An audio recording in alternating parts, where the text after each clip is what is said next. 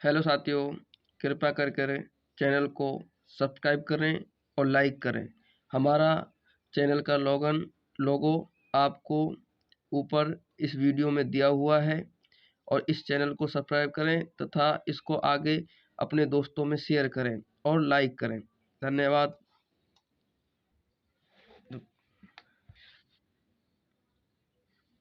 अब हम आप लोगों के लिए लेकर आए हैं आपकी 10वीं कक्षा की गणित चैप्टर नंबर पहला, जिसका नाम है वास्तविक संख्याएं।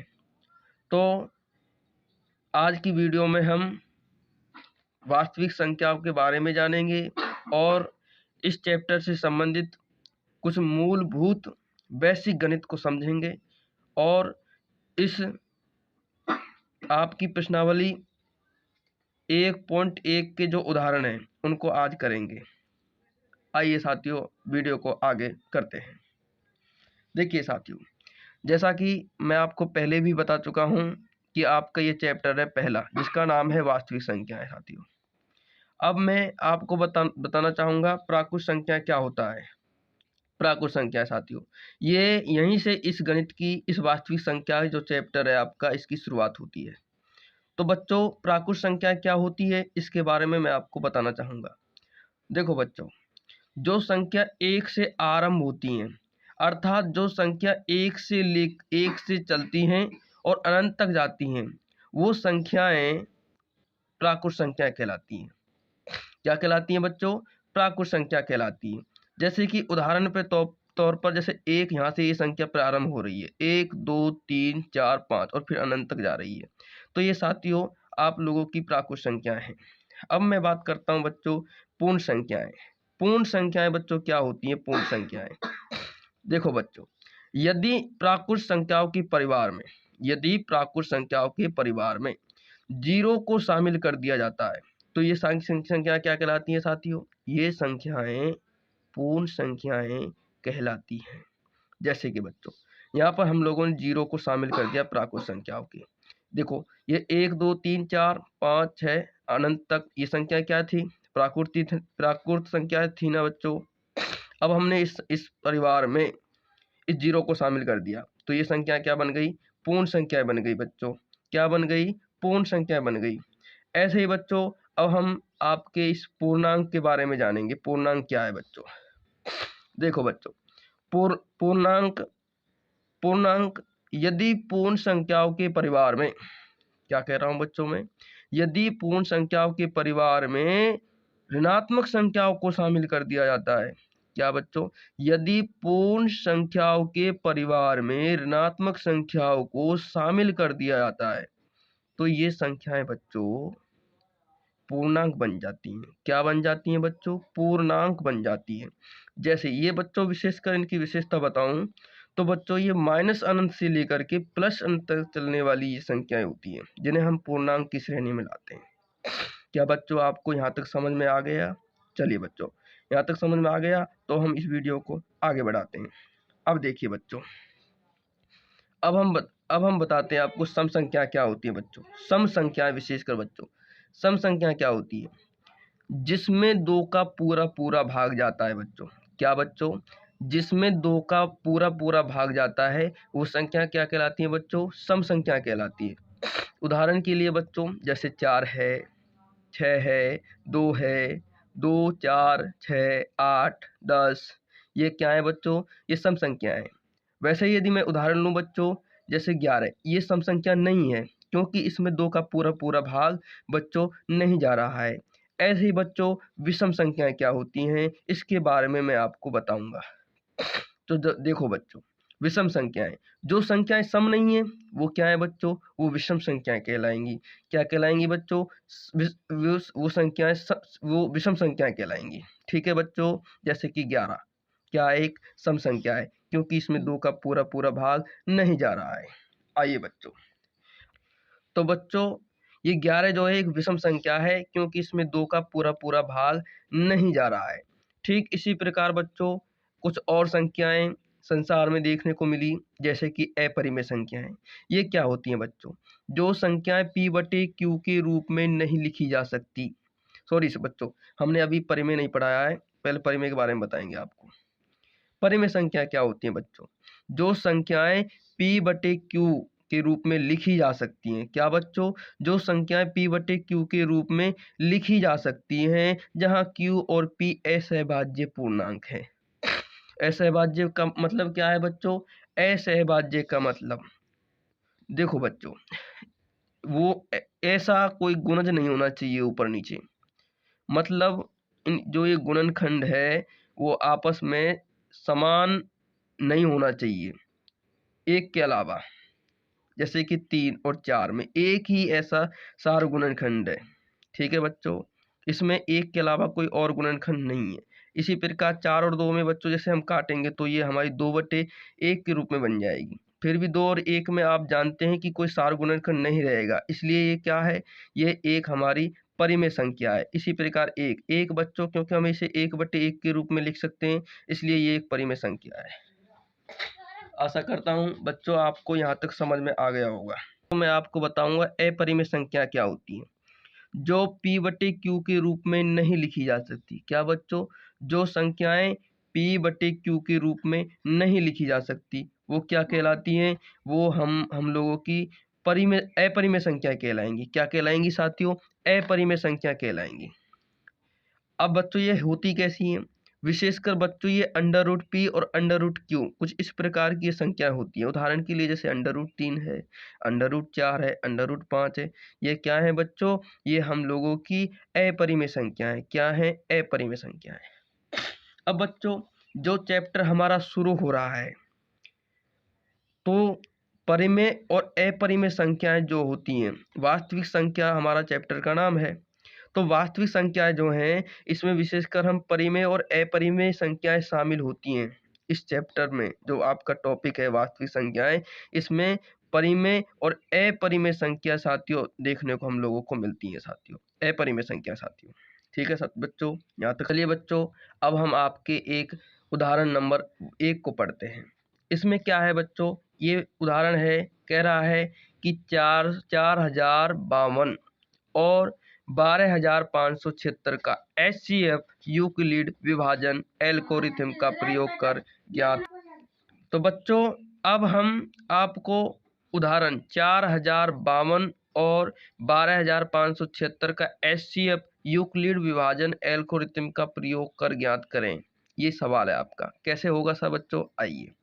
तो बच्चों इस सवाल को हल करने के लिए हमें ये 12576 और 4052 ये दो संख्याएं बच्चों, इन्हीं का हमें HCF ज्ञात करना है। तो क्या करें बच्चों?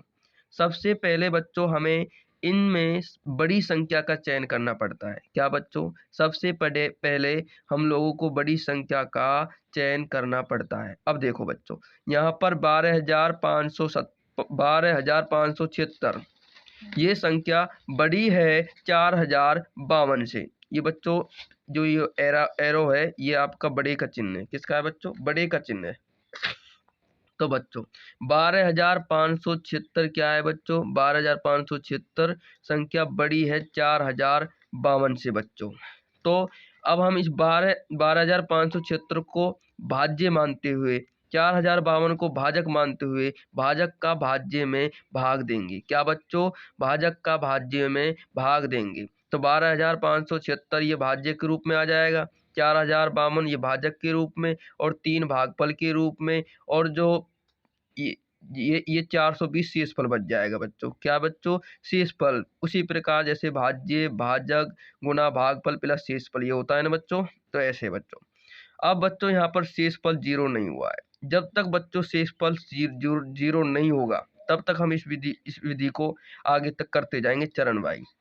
तो बच्चों अब हम इस विधि को जो ये भाजक है और जो ये शेषफल है इसमें प्रयोग करेंगे। क्या बच्चों?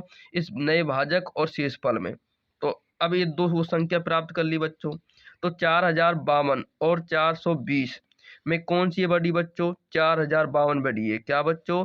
4052 बड़ी है 420 से, इसलिए 4052 में हम भाग देंगे 420 का। तो 4052 बराबर 420 गुना 9।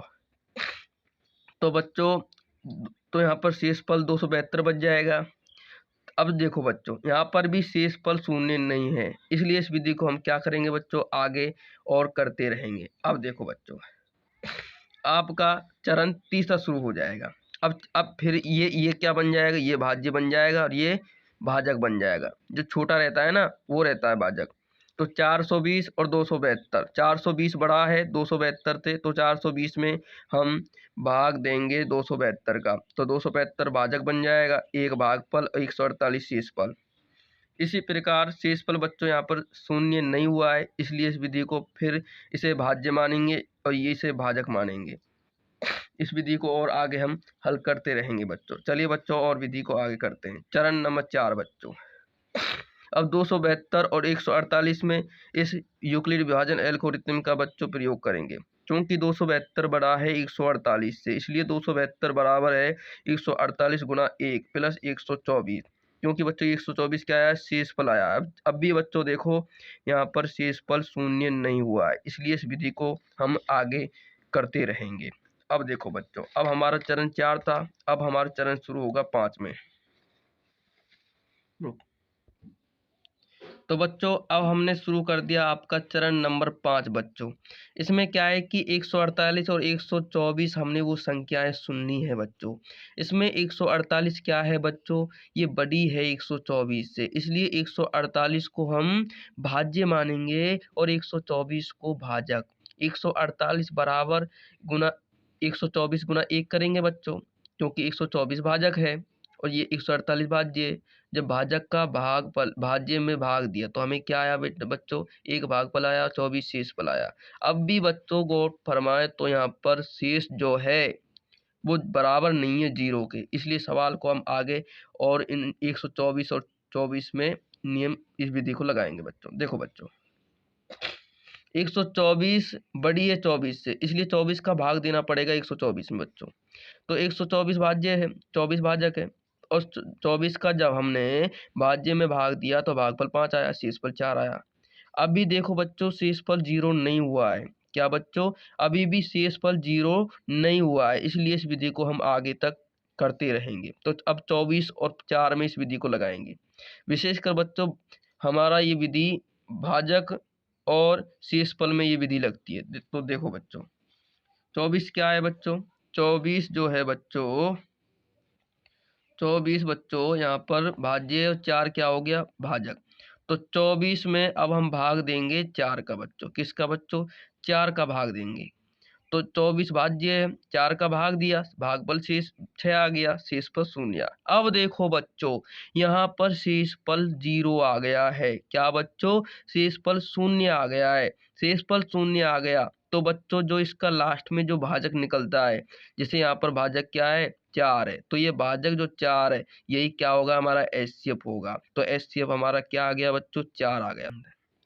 तो बच्चों ये आपका जो उदाहरण है ये 7 चरण में हुआ था। ज़्यादातर बच्चों ऐसे उदाहरण नहीं है, ये काफ़ी लंबा उदाहरण है, ज़्यादातर ऐसे उदाहरण देखने को नहीं मिलते हैं। ठीक है बच्चों, इसलिए इस अब आगे इससे कुछ छोटे उदाहरण आएंगे।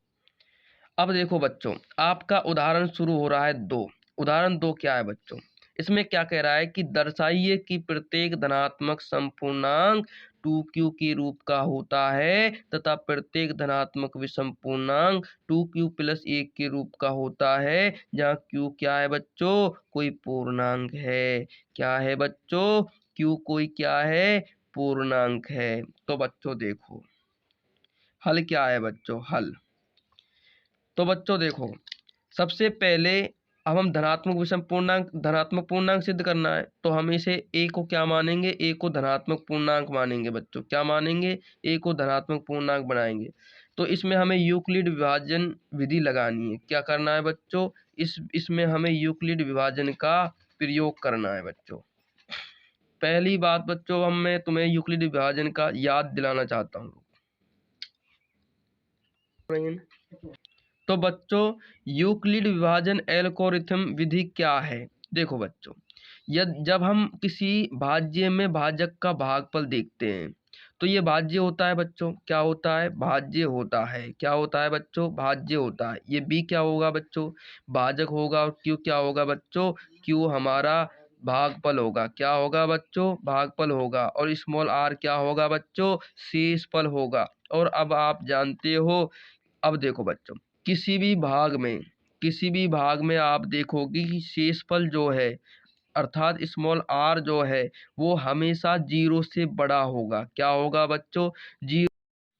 तो बच्चों अब हमें इस उदाहरण 2 को कर रहे थे। तो देखो बच्चों, तो यहाँ पर a हमने धनात्मक पूर्णांक मान लिया। अभी मैंने आपको यूक्लिड विभाजन प्रमेय के विषय में बताया था। तो देखो बच्चों, यहाँ पर b क्या है बच्चों? यहाँ पर b बराबर 2 है। b बराबर क्या दे रखा है? 2।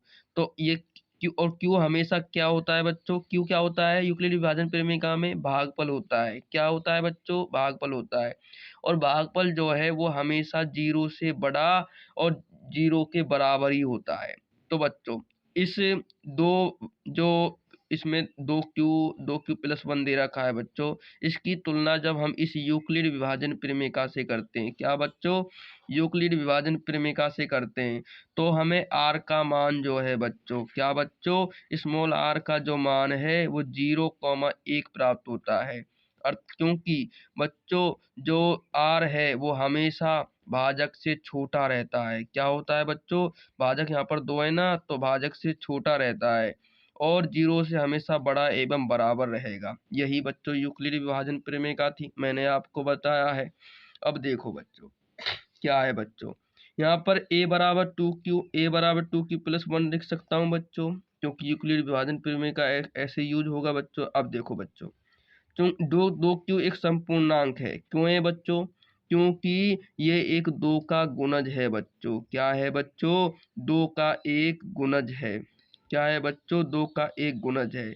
धनात्मक संपूर्णांक, अब देखो क्या है बच्चों? 2 का गुणज। अब ये 2 क्यों जब एक संपूर्णांक है, तो हम जानते हैं जब धनात्मक संपूर्णांक में 1 जोड़ा जाता है तो हमें एक विषम पूर्णांक प्राप्त होता है। क्या होता है बच्चों? एक विषम पूर्णांक प्राप्त होता है। 2q क्या है बच्चों? 2q यहाँ पर एक संपूर्णांक था, इसमें 1 जोड़ दिया तो ये क्या बन गया बच्चों? एक विषम पूर्णांक बन गया। अतः बच्चों 2q प्लस 1 क्या है बच्चों? एक विषम पूर्णांक है। तो बच्चों अब हम आपको उदाहरण 3 करा रहे हैं बच्चों। देखो बच्चों, इसमें कह रहा है कि दर्शाइए कि एक धनात्मक विषम पूर्णांक 4q प्लस 1 या 4q प्लस 3 के रूप का होता है, जहाँ q क्या है बच्चों? एक पूर्णांक है। अब बच्चों यहाँ पर एक धनात्मक विषम पूर्णांक की बात कर रहा है, इसलिए हम a को क्या मानेंगे? धनात्मक विषम पूर्णांक। माना a क्या है बच्चों? एक धनात्मक विषम पूर्णांक है। यहाँ पर ए और बी के लिए हम यूक्लिड विभाजन एल्गोरिथम विधि का प्रयोग करेंगे बच्चों। तो यहाँ पर बच्चों देखो, यहाँ पर r क्या होगा? 0 से बड़ा एवं बराबर होगा और 4 से छोटा ही होगा, क्योंकि बच्चों 4 क्या है? भाजक है। क्या है बच्चों? भाजक है।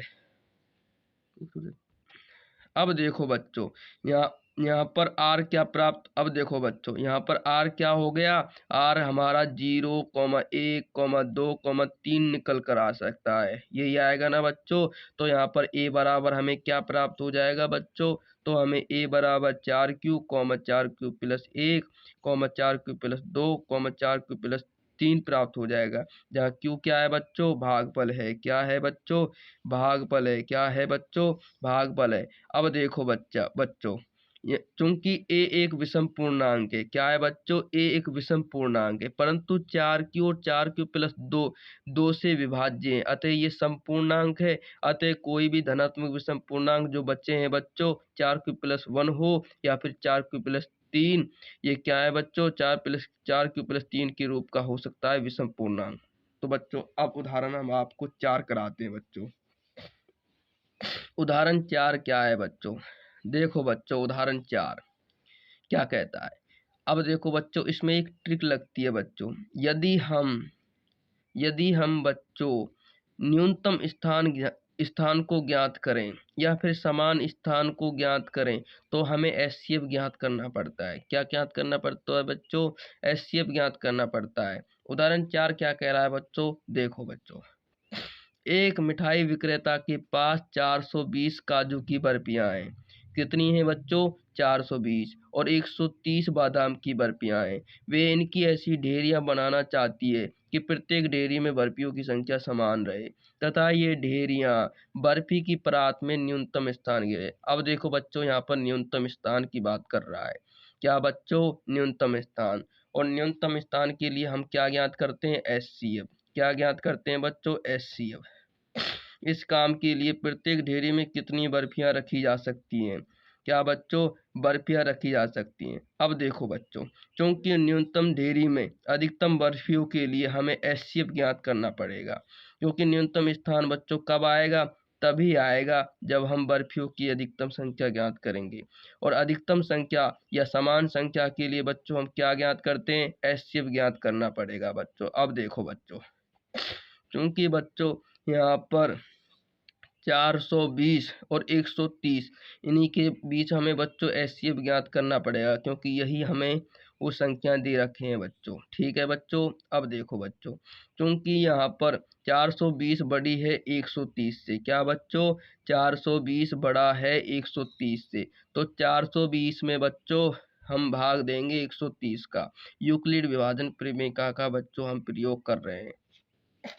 अब देखो बच्चों 420 भाज्य हो गया, 130 भाजक हो गया, भाग देने पर बच्चों 130 भाजक हो गया, और 3 क्या हो गया बच्चों? भागफल हो गया, और 30 क्या हो गया बच्चों? शेषफल हो गया। ये उस फॉर्मूला से बच्चों जो हमने लिखा है, जैसे क्योंकि हम जानते हैं भाज्य बराबर होता है भाजक गुना भागफल प्लस शेषफल, यही होता है ना बच्चों। यही हमारी यूक्लिड विभाजन प्रमेय है, यही है ना बच्चों। अब देखो बच्चों, क्योंकि यहाँ पर शेष शून्य नहीं हुआ है। क्या बच्चों? यहाँ पर शेष शून्य नहीं हुआ है, इसलिए